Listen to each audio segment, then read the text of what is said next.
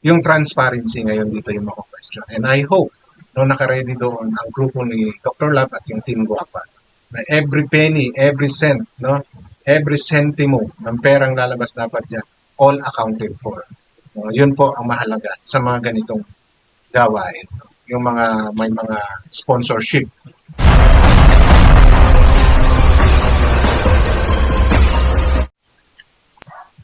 Alright.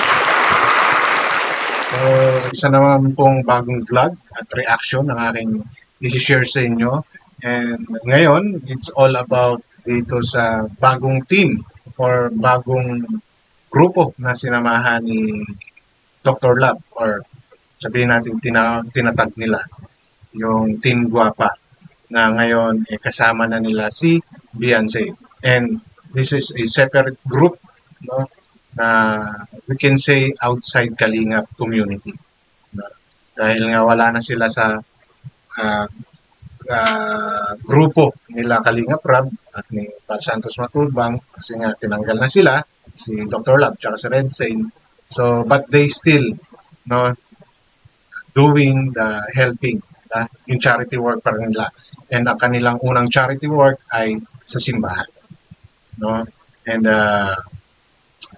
as we all know, ito ay siyempre nakasalalay pa rin sa mga taong susuporta, no, sa adhikain itong Team Guapa at saka ni Dr. Love using, of course, the sponsors, asking from the sponsors, di ba? Gano'n naman yung mangyayari dito eh. Yung nga lang, iba yung target nila for their first charity work.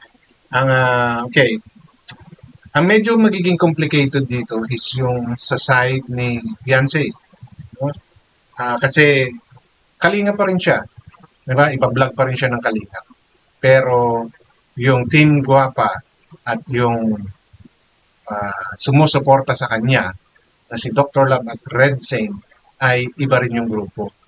Diba? Medyo, kumbaga, ang maiipit dito si Beyonce. Di ba? Kasi Kalinga pa rin siya. Binablog siya. Iba-vlog siya ng Kalinga. So, for sure, no, sa ngayon, di pa natin nakikita, maaaring i-vlog din siya ni Dr. Love. I'm not too sure. No? Okay? Pero yan po yung hindi ko alam kung paano magiging complicated yan. But for me, I saw some complication already.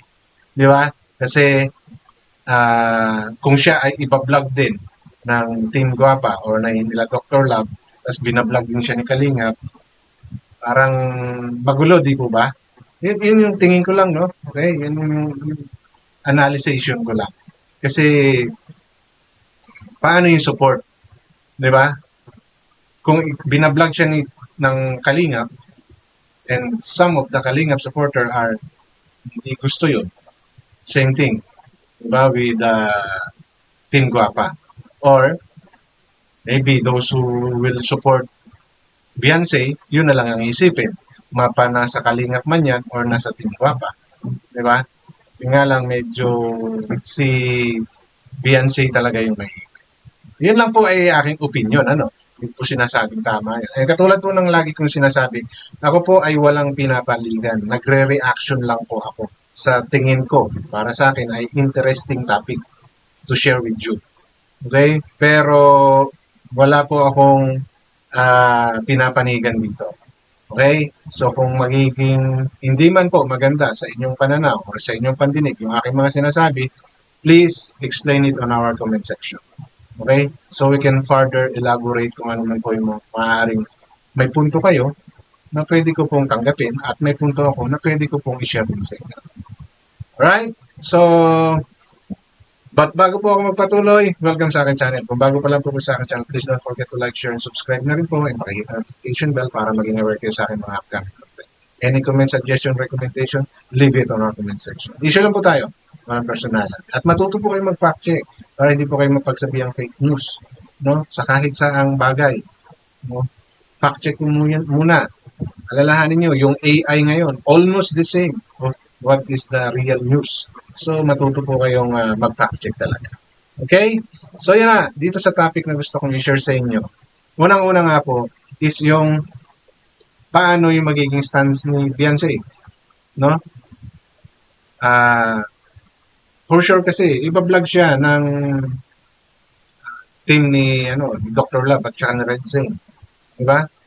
Pero nakakabit pa rin siya sa Kalinga. Yun yung sinabi niya rin kay Kalinga Prab. Diba? Kalinga pa rin siya.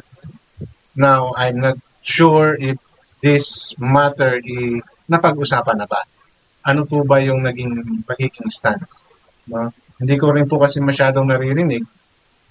So far, hindi ko pa nakikita si Beyonce na talagang nagkaroon ng on-cam interview or nakausap ba talaga or nakita pa talaga sa camera na siya ay binablog nila Dr. Love, no? Kasi ang alam ko kalingat pa nga rin siya, no? So, on that part, please help me understand kung ano po ba, no?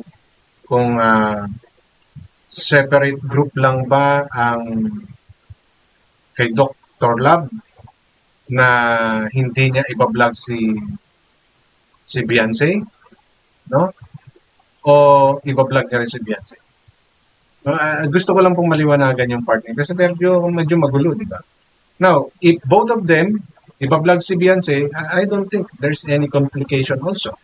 Di ba? Kasi iba naman yung set of viewers ni Kalingap at iba rin yung set of viewers ni Dr. Love.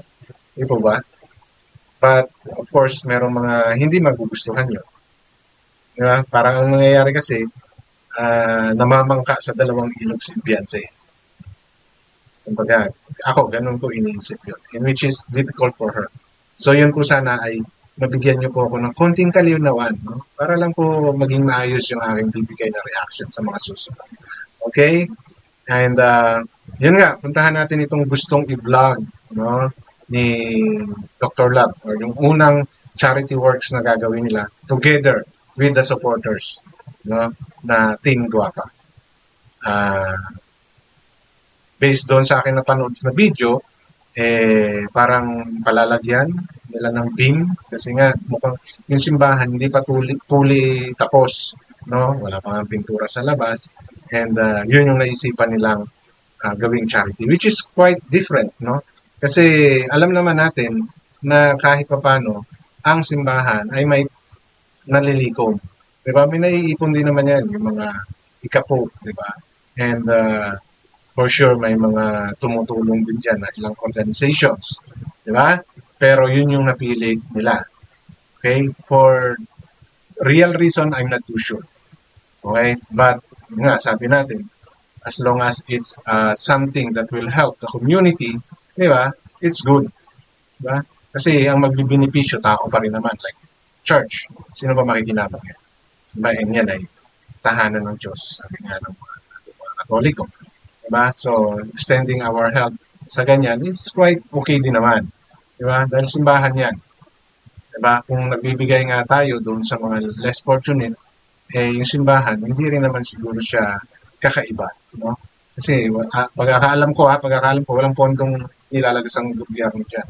Diba? Yung pagkakaalam ko kasi different entity ang ang simbahan. Diba? Kaya separate ang yan eh. Diba? So, umaasa ang simbahan sa ikapu, no? And from donation from maybe private sectors and maybe from the government also. Pero donations, yun yung lumalabas na. Yun ang pagkakaintindi ko ha. So, yung mabigyan sila ng tulong ng katulad ng mga ganitong charity vlogs, no? Makakatulong din. Okay? So, let's hear a portion of mga sinabi ni Dr. Love in encouraging the Team Guapa to support, no, yung kanila first project. Kaya mga kagwapa, tulong-tulong po tayo dito sa maliit naming adhikain, sa maliit naming plano, sa maliit naming may tulong. Kung saan man tayo abutin, hanggang doon lang po tayo. Malaga po, magawa natin yung beam. Yung beam lang po ang kailangan gawin. Ayos na po ito simbahan na ito. Importante kasi yung beam para may tibay sa loob. Oo, yung tibay sa loob. At para matanggal yung poste sa gitna. Kasi yung gitna kasi, pag nakaupo na si Father doon sa harap, wala na, hindi na makikita si Father. Hindi na makikita si Father. So April 25 na po ang Pa-feeding. Sa mga gusto pa pong tumulong at sa mga gusto pang magbipabot ng kanilang tulong para sa pa-feeding namin, April 25 po. At kung baka ito na yung time na sabay na po groundbreaking para dito, papagawa po ng ano. May budget na po tayo dyan, so galing po sa inyo. Galing po sa inyo, sa mga tulong-tulong nyo po. Ang siya magpapatapos. Ito ang pinaka-biggest project ng Team Guapa. Biggest project ng Team Guapa na wala man akong bahay. Wala akong bahay dito. Wala akong Okay, so biggest project ng Team Guapa and first project na rin, no? So pang yung more on ang purpose nila is malagyan ng beam. If I'm not mistaken, yung nasa gitna, something na ganun yan. Hindi po ako civil engineer or ano. Parang yon, no? Para mas malalong tumibay. And well, kung isipin mo, parang isang poste lang yun, pero malaki po yun. No? Marami pa kung masikot-sikot na gagawin doon. So, medyo kung gastos, I think medyo malaking gastos yun. But according to Dr. Lab, may pondo na raw. Well, that's good. No? So, it's good na mayroon na. Pero, syempre, nanggaling pa rin yun sa mga sponsor na may paniniwala no, kay Dr. Lab and sa grupo. Okay, and may papiding pa sila ha. So, take note, may papiding pa sila and it will happen April 25. Kasi mukhang may pupunta lang si Father kaya hindi lang nagawa ng mas maaga. But the point here is, kumbaga, may makikita tayong project from this Team Guapa na kung titignan natin, nandoon pa rin naman sa pagtulong. No? Nandoon pa rin sa pagtulong. Iba nga lang yung namamahala ngayon. That's the group of Dr. Lab and the Team Guapa. Diba? Yes, sabihin na natin na maaaring kumuha lang ng sponsor, blah, blah, blah. We know the whole story, di ba?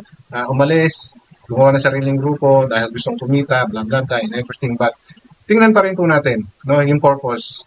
No? It's all about helping. No? And ito po, katulad ng sabi ko, may mga pondo naman yan, mayroong namang makukunan yung simbahan. Di ba? And since nag-agree yung grupo na simbahan yung unahin, then that's good. Diba? Still helping. Diba? Makikita pa rin ninyo na may project. Ang sa akin lang, yung transparency ngayon dito yung mga question. And I hope, no, naka-ready doon ang grupo ni Dr. Lab at yung Team Guapa. Na every penny, every cent, no, every centimo ng perang lalabas dapat dyan, all accounted for. Yun po ang mahalaga sa mga ganitong gawain.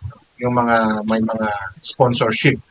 No, lahat po 'yan. Kung ayaw nila magpakilala, at least assign a certain name, no, para lang po mailista kung magkano yung binigay nila. And as much as possible, those electronic receipt, magkaroon po kayo para po iwas, no, question balang araw. At kung ma-question man po kayo, dapat kaya nyo sagutin. Like this one. No, kung sinasabi ni Dr. Lab, meron ng pondo, I hope naka-detail po yung mga pangalan ng taong nagbigay, magkano yung binigay, kailan binigay, at para saan. No? For transparency purposes and traceability na rin po. Kasi normally, no, yung mga ganito, diyan po nagkakaroon. Lalo na hindi nakita. No? And, if possible po, no? Ito yung opinion ko lang. During na maggagawa uli ng video at nasimulan ng ipagawa yung beam ng simbahan na yan o kung ano pa man yung gagawin sa simbahan na yan, yung feeding na yan, no? Flash the name of those who gave sa last part ng inyong mga content. No? Para lang po maging transparent. Makita ko kahit hindi na po yung amount, yung pangalan na lang nila. No? Para kayo rin po mismo. Protection din po to nila Dr. Lab at ng grupo nila na pag naghanap, kung sino man yung taong maghahanap na yan, mapapakita nyo po. Hindi po yan sa walang tiwala. Protection nyo po yan. No? Just in case magkahanapan. Nalalahanin po ninyo, pera po ang involved dito. So alam po natin ang ugali ng tao nagbabago pagdating sa pera. Real talk po. No? So I hope maging matagumpay yung project na gagawin natin nila Dr. Lab and ng Team Guapa. Okay, inulit ko po, wala po akong pinapanigan. Nagbabase lang po ako sa nakikita kong kwento, istorya at mga napapanood. Kung mayroon man po kayong comment na sa tingin ninyo, mali sa sinabi ko, please leave it on our comment section. Issue lang po tayo, walang personalan. Hanggang dito na lang, maraming salamat.